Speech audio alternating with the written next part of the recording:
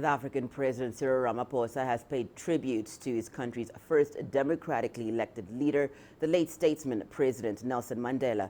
This as South Africans remembered and reflected on one of their country's defining moments, the 11th of February 1990, when Mandela was released from prison after 27 years behind bars. President Ramaphosa was speaking from the balcony of Cape Town City Hall, the exact spot from which Madiba had addressed thousands of people who'd come to catch a glimpse of their struggle icon. We have waited too long for our freedom.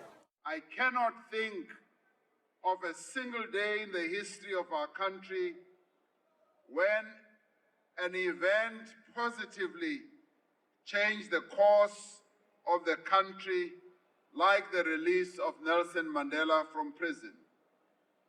It was an emotional moment when Utatu Madiba worked out of Victor Verster prison as a free man after 27 lonely and painful years of imprisonment. The presidency said the 30th commemoration of Nelson Mandela's release sought to refresh in the memory of all South Africans the central and sustained contribution made by Madiba and his comrades towards South Africa's liberation struggle. There was simply magic in the air. That was the day when we touched the future with our hearts and our hopes. All that mattered for all of us was that our freedom had finally arrived.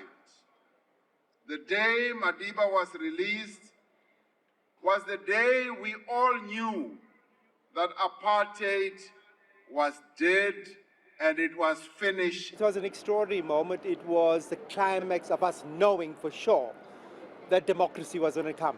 At the end of the day, all the sacrifice, all the service that we put into liberating Nelson Mandela also liberated all of South Africans, black and white, from the prison of prejudice and racism. The generation of Mandela was a generation whose war cry was freedom in our lifetime. Our generation was a generation that needed to push that agenda for that freedom to be attained. We did that. Now, the current generation is a generation that needs to liberate the country and its people, socially, economically, and otherwise.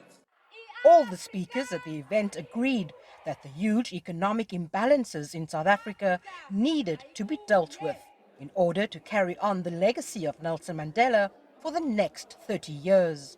Renadel Calm, CGTN, Cape Town, South Africa.